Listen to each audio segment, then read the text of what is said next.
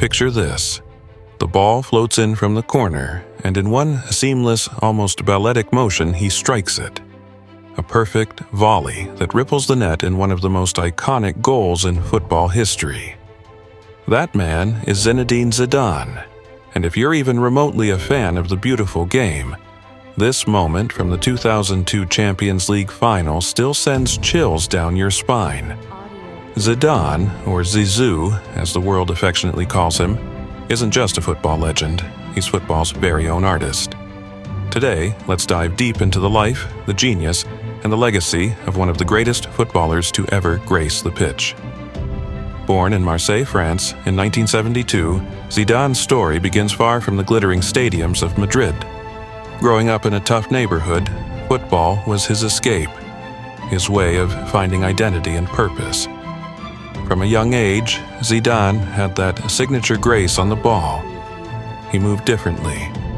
It wasn't long before scouts started taking notice, and by 14, he was already part of Cannes' youth system. What's fascinating about Zidane's rise is how he always played with a sense of composure that belied his youth. His skill was never just about tricks. It was about control, vision, and making the right decisions at the right moments. And this is something we saw even in his early years. By the mid-90s, Zidane's talent had become undeniable, and he earned a move to Juventus, one of Europe's most historic clubs. It was here, under the guidance of managers like Marcello Lippi, that Zidane truly blossomed. His ability to dictate the pace of the game from midfield, combined with his flair for the unexpected, made him the heartbeat of Juve's attack. He was always calm under pressure, seemingly playing the game in slow motion while everyone else was frantic around him. During his time in Turin, he won 2 Serie A titles and reached 2 Champions League finals.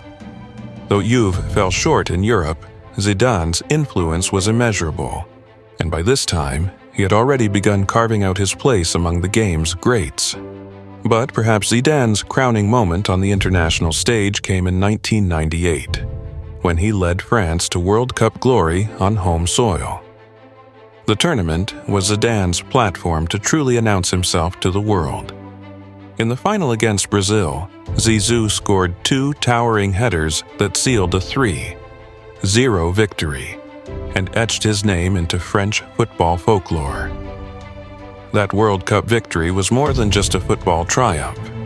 It was a unifying moment for France, and Zidane, the son of Algerian immigrants, became the face of that unity. In my opinion, this is where Zidane transcended the sport. He became a symbol of hope, diversity, and national pride. Following his World Cup triumph, Zidane made a monumental move to Real Madrid in 2001, becoming the centerpiece of the Galácticos, a team filled with superstars like Figo, Ronaldo, and Beckham. And while the Galáctico project was about glamour and big names, Zidane was the one who brought balance to the team. His arrival was a game changer, and his impact on the field was immediate. What made Zidane unique was his ability to adapt, whether it was threading an inch-perfect pass, dribbling past defenders with that effortless touch, or scoring crucial goals. Zidane always found a way to influence the game. And speaking of goals, that 2002 Champions League final volley against Bayer Leverkusen, that's the stuff of legend. In one moment, Zidane showed the world why he was worth every penny. Zidane's international career had one last chapter, though, a bittersweet one. In 2006, at 34, Zidane came out of international retirement to lead France to another World Cup final. His performances throughout the tournament were nothing short of masterful. He seemed ageless, controlling games with the same poise and elegance that had defined his career. But the final against Italy would be remembered for a different reason.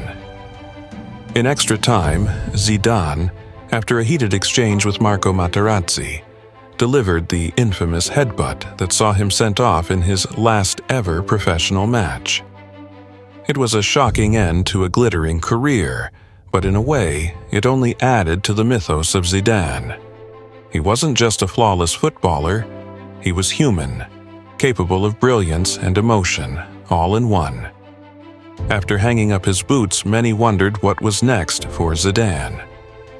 And then came his managerial career, which only further cemented his legacy. In 2016, Zidane took over as Real Madrid's head coach and led the club to an unprecedented 3 consecutive Champions League titles. If you thought Zidane's brilliance was confined to his playing days, think again. As a manager, he showed the same calm, strategic mind, guiding his team with the same quiet intensity that defined his playing style. In my opinion, what makes Zidane's managerial career so special is that he didn't just inherit a great team, he made it greater. Zidane's influence on football goes beyond trophies and accolades. Redefined the role of an attacking midfielder,